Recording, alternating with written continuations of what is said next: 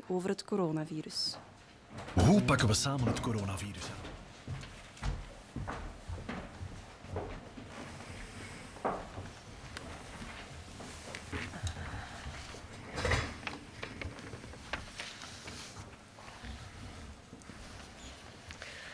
Mesdames et messieurs, bonjour.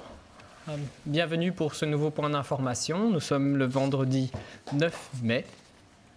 Nous allons aujourd'hui continuer à vous informer, à vous guider au mieux pour les étapes à venir. Et je vais céder immédiatement la parole à Yves Van Natem pour un point sur la situation épidémiologique. Goedendag iedereen, bonjour à toutes, bonjour à tous. Alors nous allons commencer aujourd'hui ce point par deux tendances dont vous avez déjà parlé pour vous montrer comment on va pour l'instant dans les deux marqueurs principaux qui vont nous permettre de suivre l'évolution de cette épidémie dans la population et de pouvoir ainsi donner les meilleures recommandations concernant l'impact des mesures de déconfinement. Le premier des deux indicateurs est l'absentéisme au travail. Comme on l'avait souligné il y a quelques jours, nous suivons l'absentéisme basé sur celui du milieu des fonctionnaires, diffus sur l'entièreté du pays et dans lequel les règlements sont identiques, ce qui nous permet de ne pas avoir de biais à ce niveau. En l'occurrence, on suit ainsi l'absentéisme de 83 000 fonctionnaires belges et on le compare aux années précédentes. Et dans le graphique que vous voyez, il y a une comparaison par rapport à 2018 et 2019. Cela nous donne donc une bonne indication de l'impact du coronavirus sur cette partie de la population. Bien sûr, toute absence n'est pas liée au coronavirus, mais en l'occurrence, toute augmentation de l'absence à cette période-ci de l'année pourrait être un indicateur de reprise de la pathologie. Comme vous le voyez sur le graphique en question, qui vous rappelle l'augmentation brutale qu'on a observée au début du mois de mars, on est actuellement avec un absentéisme totalement compatible et identique à celui qu'on a en 2018 et en 2019. Et donc ceci est un indicateur qui est dans le bon sens et qu'on voudrait bien sûr voir continuer ainsi. Autre indicateur, l'évolution des consultations pour syndrome grippal. Alors de quoi s'agit-il? Il s'agit d'un suivi qui se fait normalement chaque hiver et qui se termine vers la fin mars au début avril lorsque la saison de grippe se termine. Il a été exceptionnellement continué cette année-ci parce qu'effectivement, parmi les symptômes fréquents du Covid-19, on retrouve des symptômes extrêmement proches de la grippe comme la température, des frissons, la toux, des douleurs musculaires. Dans le contexte actuel où la grippe a pratiquement disparu dans notre pays, la résurgence de syndromes grippaux serait quasi certainement liée à une résurgence du Covid-19 dans la population. Et comme vous le voyez dans le graphique, dans la semaine qui précède, le nombre de consultations a continué à diminuer dans toutes les régions et dans tous les groupes d'âge. Ceci est évidemment, là aussi, un signe positif. Cet indicateur va dans le même bon sens que celui de l'absence au travail. Alors après ces deux indicateurs généraux qui nous donnent donc confiance pour la suite du déconfinement et son début plus actif à partir du début de la semaine prochaine, que peut-on dire sur ce qui s'est passé durant les dernières 24 heures? Durant les dernières 24 heures, on a pratiqué pratiquement 22 000 tests, 21 908, et vous voyez cette énumération au cours des derniers jours sur le graphique qui est devant vous. Par ailleurs, le nombre de nouveaux cas Covid-19 confirmés est de 591 nouveaux cas. Comme on vous l'a dit, l'important, ce n'est pas tellement le chiffre du jour que vous voyez dans la dernière petite barrette sur le graphique que vous voyez devant vous, mais c'est l'évolution du nombre de cas. Sur les 3 derniers jours, et si on compare sur une durée d'une semaine, cette évolution va dans le bon sens et montre une diminution de 5% par jour, donc tout à fait significative. C'est représenté par les petites barres bleues aussi que vous voyez en dessous du graphique. On veut voir du bleu et pas du rouge, donc nous restons là aussi dans le bon. Si on s'intéresse maintenant au nombre de patients qui sont entrés à l'hôpital, il y a eu 108 admissions durant les dernières 24 heures à l'hôpital. À nouveau, sur le graphique que vous voyez, les 108 sont représentés par la dernière barrette et la ligne verte vous montre qu'on continue à avoir un trend dans le bon sens, un trend à la baisse, en l'occurrence de l'ordre de 6% par jour sur les 7 derniers jours. Si on voit les patients maintenant qui sont plus sévèrement atteints et qui se trouvent en soins intensifs, on peut noter qu'il existe encore 508 occupations de soins intensifs par les patients Covid positifs. Donc on approche maintenant du seuil des 500 avec à nouveau un trend de diminution, donc un trend favorable de l'ordre de 5% sur la dernière semaine. Et ceci nous permet de s'assurer que ce goulot d'étranglement des soins de santé n'est actuellement pas un problème potentiel pour le futur proche. On doit malheureusement encore déplorer le fait que 107 patients soient décédés. Heureusement, va-t-on dire, là aussi, le trend est favorable. Nous sommes sur une diminution de l'ordre de 5% par jour, si on le calcule sur une semaine, pour les 3 derniers jours qui nous concernent. Après ces chiffres, après ces tendances, je pense qu'il est important maintenant de s'attacher à 2 concepts et à les développer avec vous. On avait déjà développé le concept des symptômes précoces et de ceux qui doivent attirer l'attention de tout un chacun pour téléphoner si nécessaire à son médecin traitant. Et d'ailleurs, avant de parler du suivi des contacts, je pense qu'il faut rappeler une nouvelle fois à tout le monde quels sont les symptômes qui doivent vous faire penser que vous êtes éventuellement infectés par le Covid-19. Il s'agit bien sûr des symptômes classiques dont vous a amplement parlé, de température, de toux, d'être à court d'haleine, mais il ne faut pas oublier la fatigue intense, il ne faut pas oublier les douleurs musculaires, il ne faut absolument pas oublier les troubles du goût et de l'odorat qui ont été particulièrement bien étudiés en Belgique et dans lequel nous avons, en Belgique, été parmi les premiers à les placer comme étant un marqueur important de l'infection précoce. Il ne faut pas oublier une diarrhée persistante pendant plusieurs jours qui n'aurait pas d'autre cause. Si vous présentez ces symptômes, on va arriver maintenant dans la notion du suivi des personnes qui ont été en contact avec vous. Pourquoi faut-il suivre les contacts? Eh bien, il faut suivre les contacts parce qu'il faut ainsi éviter que les gens qui ont été en contact avec vous malades ne puissent par la suite propager la maladie à d'autres personnes. Et c'est là le point important. Ce suivi des contacts va se faire comment? Eh bien, il va se faire en Belgique selon, je dirais, une bonne vieille technique employée depuis des décennies dans le suivi dans la communauté d'autres maladies infectieuses. On songe chez les enfants à la rougeole, on songe chez les enfants et surtout chez les adultes à la tuberculose et il a fait la preuve de son efficacité dans ce contexte. On va simplement, avec plus de moyens, l'étendre à l'infection Covid-19. Comment cela va-t-il fonctionner?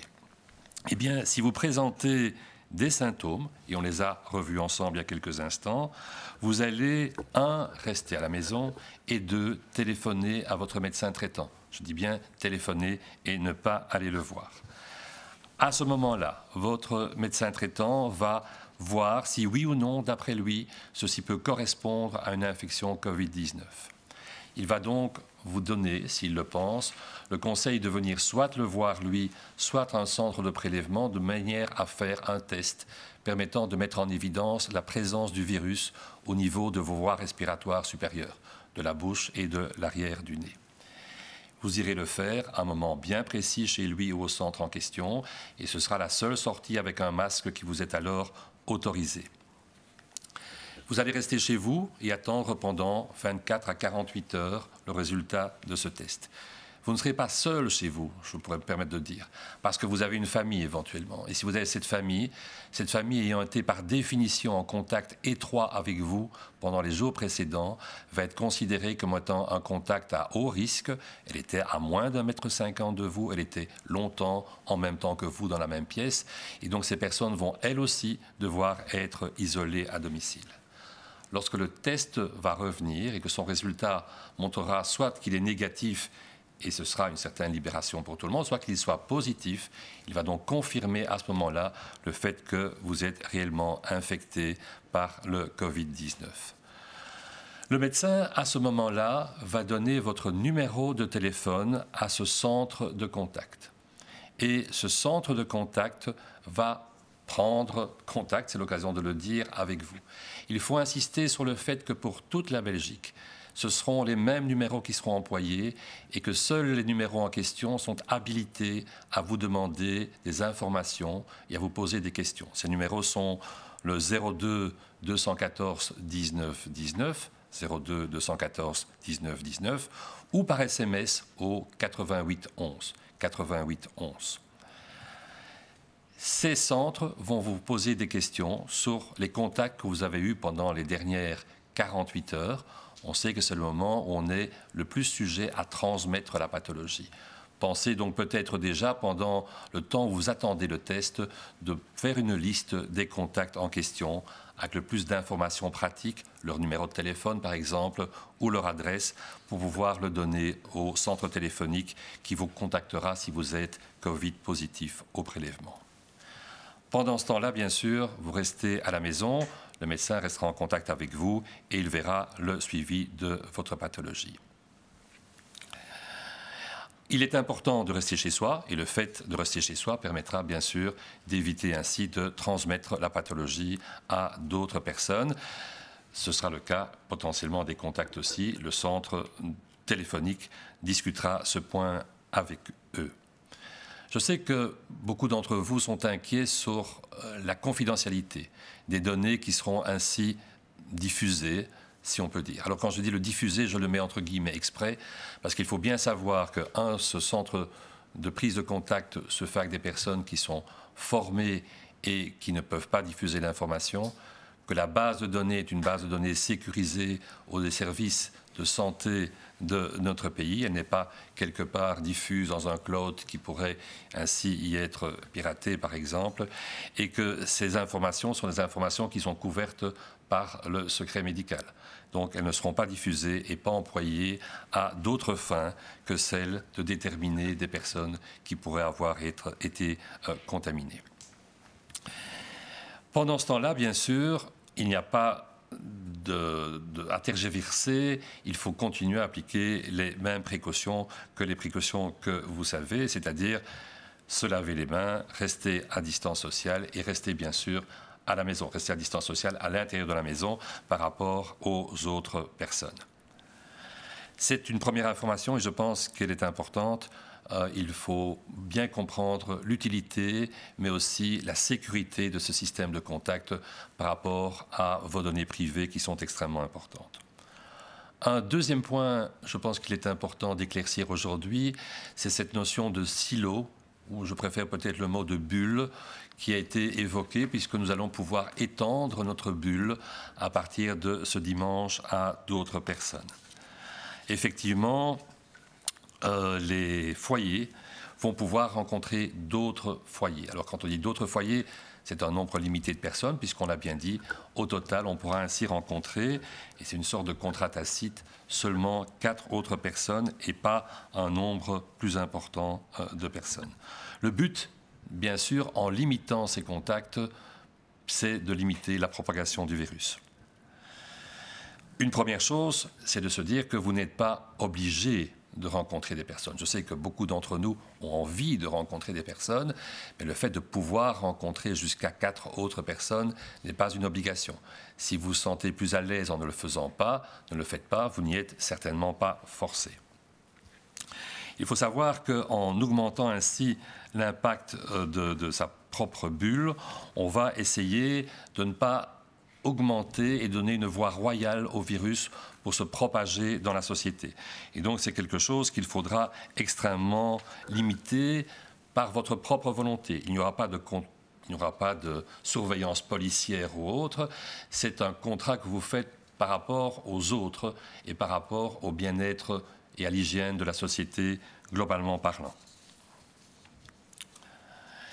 En dehors de ces contacts qui vont devoir rester limités et qui ne permettront donc pas à chaque personne de rencontrer de multiples autres personnes, mais à un groupe, par exemple à un foyer, de rencontrer un autre groupe et seulement le groupe en question, il ne faut pas oublier que vous avez toujours le droit, pour des activités extérieures comme faire du sport par exemple, d'avoir 2 personnes étrangère à cette nouvelle bulle qui vous accompagne. Donc en dehors de cette bulle sociale élargie, il y a une possibilité de voir pour chacune des personnes de la maisonnée, par exemple, 2 autres personnes qui vous accompagnent dans des activités sportives extérieures. Il faut aussi souligner le fait que les personnes âgées sont des personnes particulièrement vulnérables pour le virus. Et que ces personnes âgées peuvent bien sûr faire partie de la nouvelle bulle, par exemple vos grands-parents, qui vont venir fusionner avec la vôtre et être vos seuls interlocuteurs de proximité, va-t-on dire, pour le futur. Mais ce n'est pas parce que ces grands-parents entrent dans votre bulle qu'ils vont pouvoir y retrouver une activité qu'ils avaient parfois ou souvent dans le passé, c'est d'être des gardiens des enfants. Les grands-parents qui rentrent dans votre bulle vont devoir encore plus que les autres pratiquer le distanciement social, pratiquer les précautions de manière à éviter d'être infectés et donc ils ne pourront pas retrouver ce rôle ancien de garder les enfants comme c'était le cas. Insistons à nouveau sur le fait que c'est une bulle qui fusionne avec une autre bulle. Ce n'est pas les individus d'une bulle qui vont faire des visites dans d'autres bulles. Et donc, la famille voit 4 autres personnes et ne voit que 4 autres personnes. Ce n'est pas chacun des individus de la famille qui va pouvoir voir 4 autres personnes. Sans ça, on a effectivement le feu vert pour que le virus se propage rapidement dans la population. Si vous faites cela, tout nous montre qu'on doit pouvoir contenir l'expansion du virus, éviter une deuxième vague. Et je dirais que dans le contexte en question, on espère pouvoir dire que nous savons que nous pouvons compter sur vous. Merci. Goedemorgen iedereen. Bonjour tout le monde. We gaan u de cijfers van de voorbije dag presenteren, als ook de evolutie van de epidemie in de voorbije dagen. Elke vrijdag zullen we ook 2 bijkomende indicatoren voorstellen die ons iets kunnen leren over de evolutie van de epidemie. Het is zo dat wanneer we enkel naar de ziekenhuiscijfers kijken, dat dit een vrij late indicatoren zijn. Hospitalisaties beginnen pas toe te nemen een 2-tal weken na de initiële besmettingen. Dus vrij laat. Het is belangrijk dat we ook indicatoren volgen die vroegere signalen geven. Een van die bijkomende indicatoren zijn de afwezigheden op het werk. Op de grafiek hier ziet u een donkergroene lijn die de afwezigheid op het werk weergeeft wegens ziekte bij 83.000 Belgische ambtenaren. De donkergroene lijn is de curve voor 2020 en de andere 2 lijnen zijn de curves voor 2018-19. U ziet dat ergens rond medio maart er een duidelijke piek was in het ziekteverzuim bij de Belgische ambtenaren. Ondertussen is dat verdwenen en evolueert die curve nog steeds in de goede richting. Dit is interessant, want dit is een vroege indicator en dat toont dat er op dit ogenblik niet meer dan normaal mensen ziek zijn binnen de Belgische werkende bevolking en dan specifiek hier bij de ambtenaren. Een tweede indicator die we ook opvolgen en die ook een vroeg signaal kan geven, is de evolutie van het aantal raadplegingen bij de huisarts voor griepachtige aandoeningen. En de rode curve toont u het aantal consultaties in 2020 voor een griepachtige aandoening. De eerste piek die is te wijten aan de piek veroorzaakt door het echte griepvirus, het influenzavirus. En de tweede piek is te wijten door de uitbraak van het coronavirus. Ook deze indicator evolueert heel gunstig. Momenteel zitten we ongeveer aan 89 raadplegingen per 100.000 inwoners voor griepachtige klachten bij de huisarts. Dat is een laag cijfer en dit is nog verder aan het zakken. Dus ook dit evolueert op dit ogenblik in goede richting. En dan ga ik verder met de evolutie van het aantal testen die in België gebeurd zijn. De voorbije dag werden er 21.908 testen gerapporteerd. Daarvan werden er 12.315 uitgevoerd door de reguliere klinische laboratoria en 9.593 werden uitgevoerd door het federaal testplatform. De volgende curve toont dan de evolutie van het aantal bevestigde COVID-19-besmettingen. De voorbije 24 uur waren dat er 591. Op de curve kunt u de groene balkjes zien, die tonen het cijfer van de dag. En de donkergroene lijn die toont de evolutie van het 7-daags gemiddelde. In de voorbije 7 dagen is de trend van het aantal nieuwe besmettingen nog steeds dalend en neemt af met ongeveer 5% per dag. Op de volgende curve ziet u de evolutie van het aantal nieuwe opnames in het ziekenhuis. De voorbije dag werden 108 nieuwe patiënten opgenomen in het ziekenhuis. En de voorbije 7 dagen is die trend nog steeds dalend, neemt af met ongeveer 6% per dag. Op de volgende curve ziet u de evolutie van het aantal patiënten die gehospitaliseerd zijn op intensieve zorgen. De voorbije 24 uur waren dat 508 patiënten die op intensieve zorgen verbleven. Daarvan werden er 339 beademd. Ook hier is de trend nog steeds dalend en neemt af met ongeveer 5% per dag. En op de laatste curve ziet u de evolutie van het aantal COVID-19-overlijdens. De voorbije dag werden er 107 nieuwe overlijdens gerapporteerd. De trend is ook hier nog steeds dalend en neemt af met ongeveer 5% per dag. En tenslotte hebben we nog 2 kernboodschappen voor u. Eerste kernboodschap in verband met de toekomstige organisatie van het contactonderzoek. Dus volgende week zal dit van start gaan. Het contactonderzoek is heel belangrijk om te verhinderen dat het virus nog verder kan verspreiden onder de bevolking.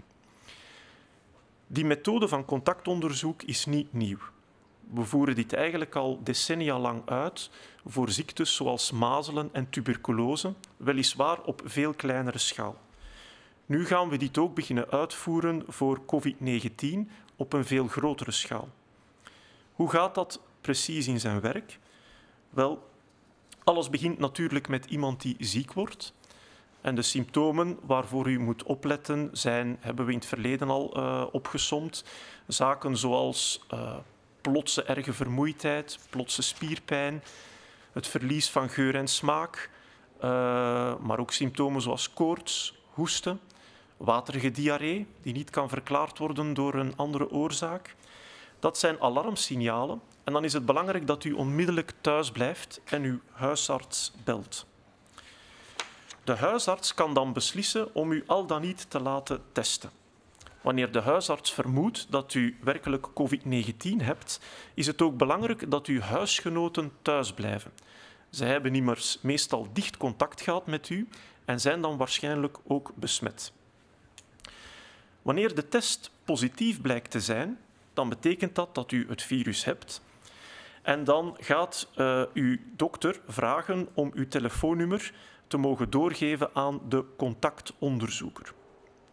Deze contactonderzoeker zal u op zijn beurt opbellen en dat gebeurt steeds via een bepaald nummer. Dat nummer is 02 214 19 19. Dit kan ook via een sms met nummer 8811. De onderzoeker zal dan samen met u een lijst overlopen die uw contacten in kaart brengt.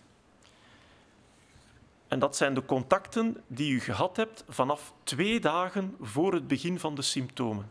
Het is zo dat mensen reeds besmettelijk kunnen zijn vanaf 2 dagen voor de eerste symptomen uitbreken. De besmettelijkheid blijft vervolgens nog duren tot ongeveer een 7-tal dagen na het begin van de symptomen. Wanneer die lijst is opgesteld, zal de onderzoeker uw contacten opbellen om hen op de hoogte te brengen dat ze waarschijnlijk blootgesteld zijn geweest aan een besmette persoon. Uw identiteit blijft daarbij geheim. Dit gebeurt in strikte anonimiteit en de privacy blijft altijd gewaarborgd. De onderzoeker zal dan vragen aan de contactpersonen, zeker als het gaat om dichte contacten, om extra op te letten om geen andere mensen te besmetten. En wanneer er sprake is van een hoog risicocontact, zal ook gevraagd worden dat de contactpersoon 2 weken thuis blijft en zoveel mogelijk contact met anderen vermijdt. Dat is belangrijk, want we weten dat het virus reeds besmettelijk is vooraleer de eerste symptomen optreden. En de enige goede manier om te verhinderen dat andere mensen reeds besmetten, voor ze symptomen krijgen, is juist dankzij dit contactonderzoek. Want dan kan u op voorhand al weten dat u mogelijk besmet bent en dat u contact met anderen moet mijden. Dus dit kan een grote impact hebben op het vermijden van verdere verspreiding van het virus. Verder zouden we ook nog wat meer informatie willen geven over de nieuwe maatregel die deze zondag in werking treedt, betreft het bezoek van huishoudens. Het is zo dat we vanaf zondag dat het mogelijk zal zijn dat 2 huishoudens bij elkaar op bezoek mogen gaan. En een huishouden, dat kan een gezin zijn, dat kunnen huisgenoten zijn, of dat kan ook een alleenstaande zijn. Gemiddeld genomen in een gezin zitten 4 personen, vandaar dat het getal 4 naar voren is geschoven hiervoor. Het is belangrijk dat we bij dit bezoek nog steeds de basisregels blijven respecteren. Hou zoveel mogelijk afstand van elkaar. Denk aan de handhygiëne. En als we die afstand niet kunnen respecteren, draag dan een mondmasker. Denk heel goed na met welk huishouden u wil afspreken. Het is belangrijk dat het huishouden dat u kiest, ook voor u kiest. En dat jullie binnen die kring blijven. Jullie gaan als het ware een soort van contract aan met elkaar, waarin dat jullie afspreken om elkaar te zien en niemand anders. Het huishouden waarmee u afspreekt mogen grootouders zijn. Zij kunnen dus op bezoek komen, maar opnieuw best de afstandsregels respecteren. En het is ook niet de bedoeling om grootouders te gaan inschakelen om op de kinderen te gaan passen. Buiten deze nieuwe, grotere bubbel, die in de toekomst mogelijk is, kan u nog altijd gaan sporten in de buitenlucht met 2 andere personen die eventueel ook vanuit een andere bubbel komen. Die moeten dan wel altijd dezelfde sporters zijn en ook weer met respect voor de nodige afstand. We raden af om vanaf zondag die 4 bezoekers die u mag ontmoeten, dat 4 mensen zijn uit verschillende huishoudens, verschillende gezinnen. Kies bij voorkeur 1 gezin, 1 huishouden waarmee u afspreekt. Want als die mensen uit verschillende huishoudens komen, gaat uw netwerk in één keer enorm uitbreiden. En dat creëert heel veel opportuniteit voor het virus om plots weer sterk te gaan verspreiden. Dus we raden dat af. Beperk uw kring. We rekenen op jullie om dit te respecteren in de toekomst. Dank u wel.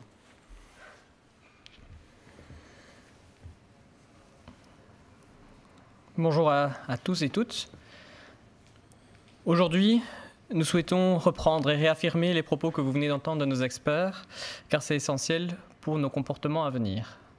Le Conseil national de sécurité a décidé, mercredi, qu'à partir de dimanche, nous allons pouvoir reprendre, élargir quelque peu nos contacts sociaux. C'est un signal positif et plein d'espoir que nous attendions tous avec impatience.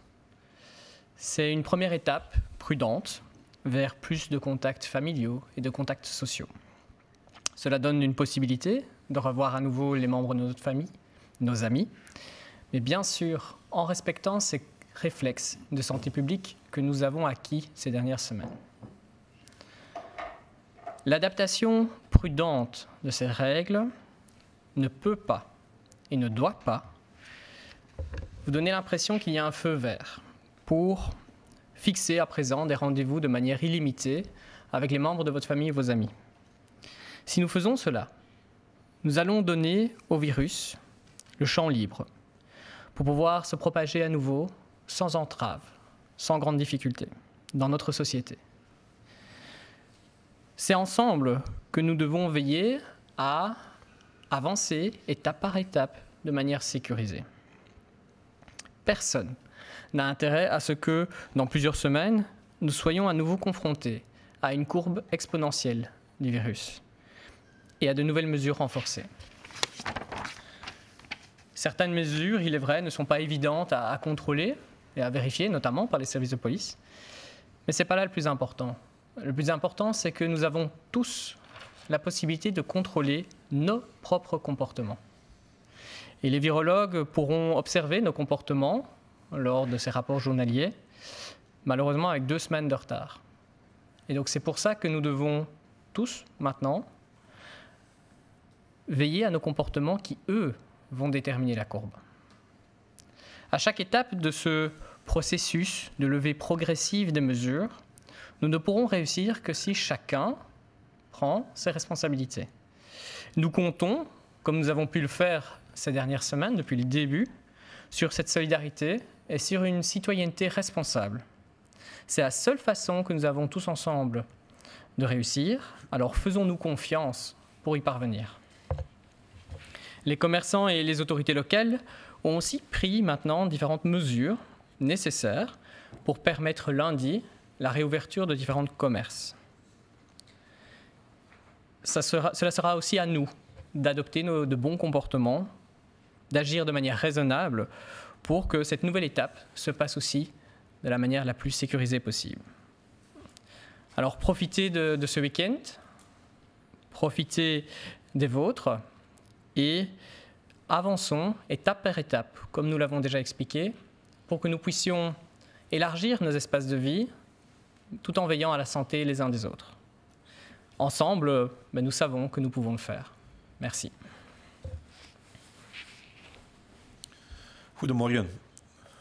De Nationale Veiligheidsraad heeft woensdag beslist dat het vanaf zondag mogelijk is om beperkt sociale contacten te hebben. Dit is een hoopgevend en positief signaal waar we allemaal hebben naar uitgekeken. Dit is ook een eerste voorzichtige stap naar meer sociale en familiale contacten. Het geeft mogelijkheden om familieleden of vrienden, mits uiteraard het respecteren van een aantal voorzorgsmaatregelen, opnieuw te zien. Deze versoepelingen kan en mag echter niet aanzien worden als een vrijgeleide om ongelimiteerd af te spreken met familie en vrienden. Als we dit zouden doen, geven we het virus vrij spel om zich opnieuw ongestoord te verspreiden in onze maatschappij. We moeten er samen voor zorgen dat we een veilige stap vooruit zetten.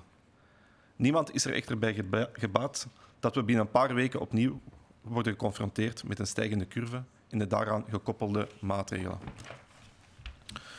Sommige maatregelen zullen niet evident zijn om te controleren. Maar we hebben wel controle over ons eigen gedrag. En de virologen zullen, uiteraard met 2 weken vertraging, ons gedrag wel kunnen observeren in de dagelijkse cijfers. Meer dan ooit zal ons gedrag de curve bepalen.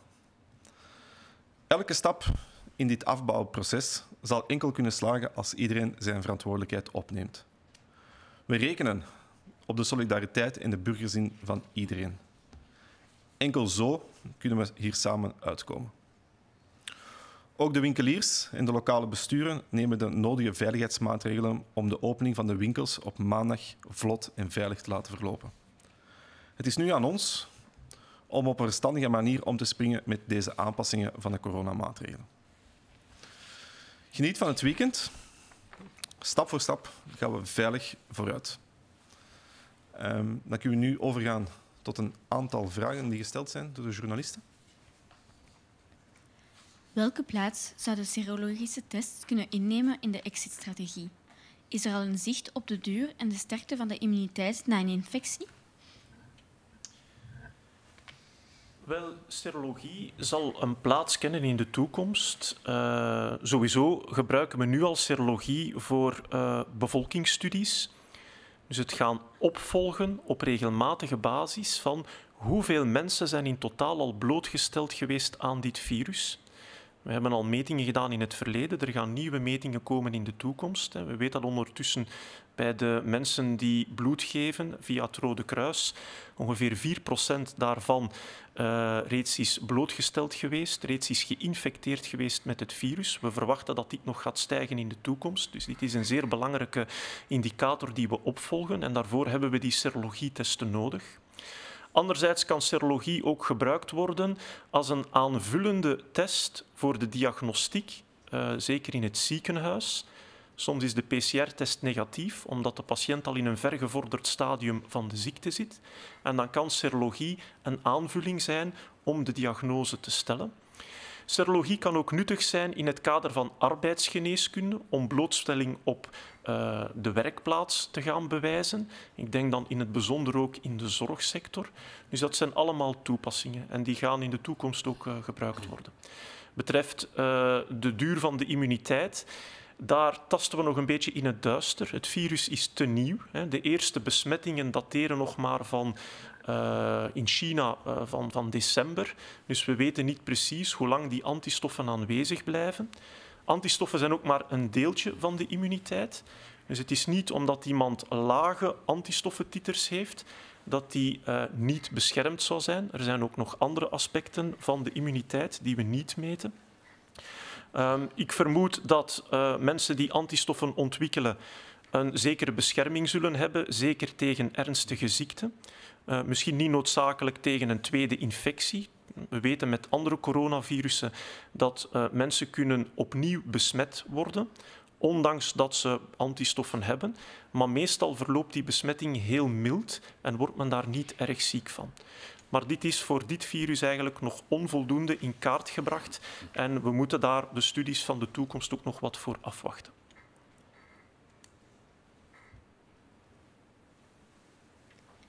Quelle place donner aux tests de dépistage sérologique dans la stratégie de déconfinement?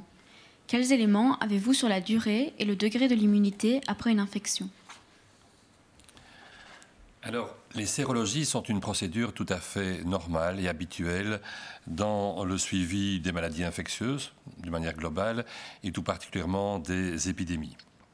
Ils permettent de voir combien de personnes ont été en présence de la maladie et d'évaluer ainsi l'éventuelle protection de groupe qui pourrait naître au sein d'une population. On sait qu'il y a un mois à peu près 3-4% de la population belge au niveau des donneurs de sang avait des anticorps contre le Covid-19. Une étude récente montre qu'on est monté aux environs de 6%, ce reste un pourcentage qui est faible. Quel peut être l'intérêt de cette sérologie? Eh bien, elle est de montrer effectivement dans certains cas qu'un patient qui était testé négatif par les tests PCR est par ailleurs porteur au bout de 2 à 3 semaines d'anticorps contre le virus, confirmant ainsi une infection qui était éventuellement soupçonnée sur le plan clinique sans avoir été démontrée sur le plan de la détection du virus. Elle peut servir bien sûr au niveau de la médecine du travail pour différentes professions essentielles et on songe tout particulièrement au corps médical et paramédical qui a été exposé du virus et qui n'aurait pas manifesté des symptômes de l'infection. Elle pourrait aider à évaluer le taux de protection dans des sous-groupes plus à risque comme les personnes âgées.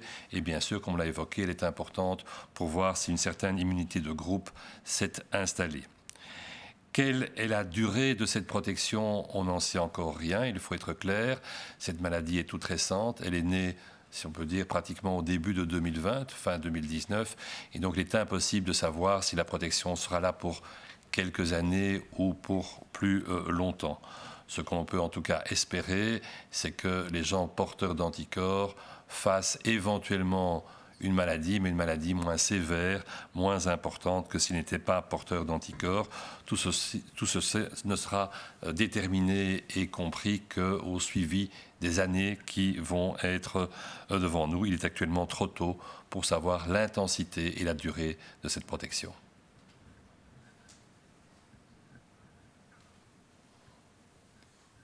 A-t-on déjà certaines indications concernant l'impact des premières mesures de déconfinement? Alors la réponse est particulièrement facile et courte. Non, effectivement, on n'a pas, pour une raison très simple, les mesures de déconfinement viennent de commencer il y a quelques jours. Et on l'a signalé, il faut au minimum 5-6 jours pour avoir des premiers signes au niveau des maladies professionnelles, éventuellement au niveau des symptômes des voies respiratoires de type infection virale. Il faut plus longtemps pour l'hospitalisation, donc il est beaucoup trop tôt pour encore avoir maintenant un impact qui soit visible. Zijn er al aanwijzingen over de impact van de eerste versoepelingen van de maatregelen? Nee, daarvoor is het ook nog iets te vroeg. De eerste maatregelen zijn pas versoepeld enkele dagen geleden. Wanneer mensen besmet worden met het virus, ontwikkelen ze gemiddeld genomen pas een 5-tal dagen later de eerste symptomen. En we weten dat hospitalisaties meestal pas een 2-tal weken na de initiële besmetting plaatsvinden. Dus het is op dit moment nog iets te vroeg om bepaalde signalen te gaan opvangen daarover. Mag een familie met 4 leden afspreken met 2 leden van familie X en daarna met 2 leden van familie Y?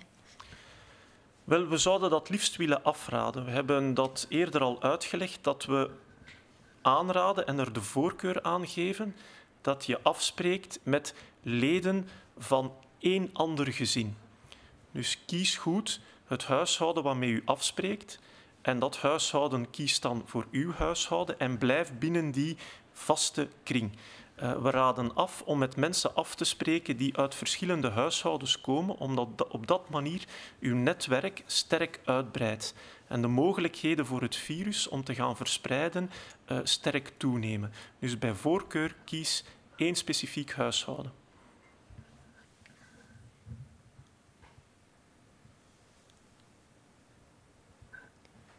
Une famille de 4 personnes peut-elle voir 2 personnes qui font partie d'une famille X et ensuite 2 personnes d'une famille Y?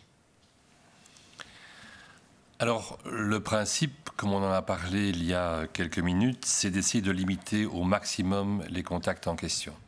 Et que si on décide d'avoir des contacts au sein d'une famille comme la famille de 4 personnes, on choisit un groupe d'autres 4 personnes, ou de 2 personnes, ou 3 personnes, ou une personne, comme on voudra, mais d'un groupe limité, bien défini. La situation est effectivement extrêmement différente d'un endroit à l'autre, d'une famille à l'autre, surtout avec des contextes de familles recomposées, comme on les connaît assez fréquemment actuellement. Si on prend l'exemple spécifique que vous nous citez, la famille peut rencontrer 2 personnes de la famille X, en même temps ou pas que 2 personnes de la famille Y, et ce sera toujours les mêmes 2 fois 2 personnes.